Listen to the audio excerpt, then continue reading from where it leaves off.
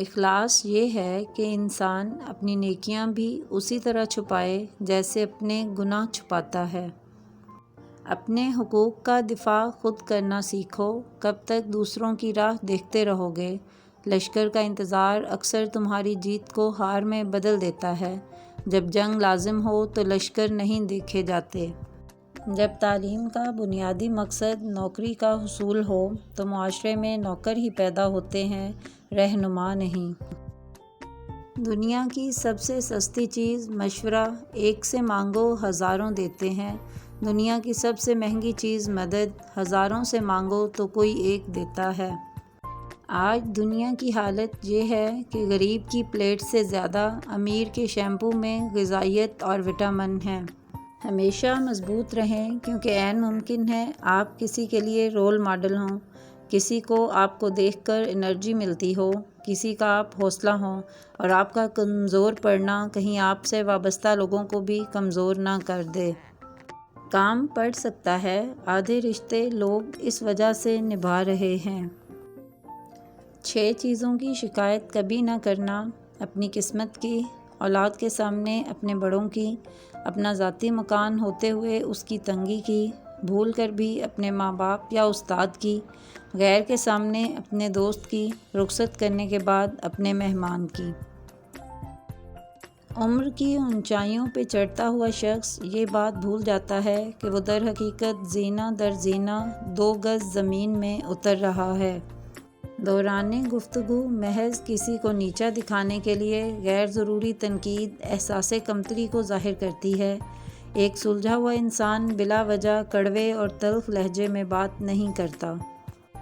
بچپن میں خواہشیں، جوانی میں خواب، ادھیڑ عمر میں ضرورتیں اور بڑھاپے میں حقیقتیں سونے نہیں دیتیں۔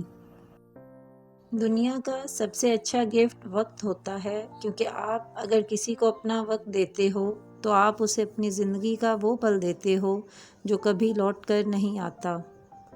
سارے انسان خطا کار ہیں اور خطا کاروں میں سب سے بہتر وہ ہیں جو توبہ کرنے والے ہیں۔ کیا پتہ تمہارے اس صبر کے بدلے اللہ نے تمہارے لیے وہی کچھ مقرر کیا ہو جو تم اس سے مانگتے مانگتے نہیں تھکتے، جس کے لیے وقت تہجد سر سجدے سے نہیں اٹھتا، جس کے لیے بار بار اللہ کو مناتے ہوئے تمہارے لب نہیں تھکتے۔ تو پھر امید رکھو، کیونکہ اس صبر کا صلہ قریب ہے۔ یا اللہ، ہم پناہ چاہتے ہیں ایسی بیماری سے جو ہمیں بے بس، لاچار اور دوسروں کا محتاج کر دے۔ ہمیں صرف اور صرف اپنا محتاج رکھنا۔ جس طرح درخت کی قیمت اس کے پھل کے حساب سے ہوتی ہے، اسی طرح انسان کی قیمت اس کے اخلاق کے حساب سے ہوتی ہے۔ ہمارے تعلیم یافتہ ہونے کی کیا حیثیت رہ جاتی ہے جب ہم چلتی گاڑی سے کچرا پھینک دیں جسے آخر کار ایک ان پڑھ نے ہی اٹھانا ہے۔ خواہشوں کو بے لگام مت چھوڑو، یہ باغی ہو جائیں تو حرام، حلال، جائز، ناجائز کچھ بھی نہیں دیکھتیں۔ جو ذات سب بدل دیتی ہے وہ تیرا غم بھی خوشی میں بدل دے گی۔ کبھی کسی کو یہ مت کہو کہ تم مجھے یاد رکھنا، تم اگر یاد رکھنے کے قابل ہوئے تو یقیناً یاد رہ جاؤ گے۔ اللہ تعالیٰ کو زبان اور دل کا سخت ہونا پسند نہیں، اسی لیے اللہ نے ان دونوں کو بغیر ہڈی کے بنایا ہے۔ زندگی کے کچھ مقامات پر نظر انداز کرنا سیکھیں۔ جیسے ہر بات کہنے والی نہیں ہوتی، اسی طرح ہر بات سننے والی بھی نہیں ہوتی۔ زندگی اپنے حساب سے جینی چاہیے۔ لوگوں کو خوش رکھنے کے چکر میں تو شیر کو بھی سرکس میں ناچنا پڑتا ہے۔ نفرت کو 1000 موقع دو کہ وہ محبت بن جائے، لیکن محبت کو ایک موقع بھی نہ دو کہ وہ نفرت بن جائے۔ عمر اور زندگی میں کیا فرق ہے؟ بہت ہی خوبصورت جواب۔ جو اپنوں کے بنا گزرے وہ عمر، اور جو اپنوں کے ساتھ گزرے وہ زندگی۔ اس سے کوئی فرق نہیں پڑتا کہ آپ کتنی زبانیں جانتے ہیں، دل کی زبان جاننا آپ کو اہل اور قیمتی بناتا ہے۔ ہر انسان کا امتحان مختلف ہوتا ہے۔ بظاہر نیک نظر آنے والے لوگ بھی اپنے اندر ہر وقت شیطانوں سے لڑ رہے ہوتے ہیں۔ ان کے بھی غم ہوتے ہیں، وہ بھی ٹوٹتے ہیں، ان کے لیے بھی کچھ اچھے کام کرنا آزمائش بنا رہتا ہے۔ کسی کے لیے پردہ، کسی کے لیے زبان کی خیانتیں اور کسی کے لیے سچ بولنا۔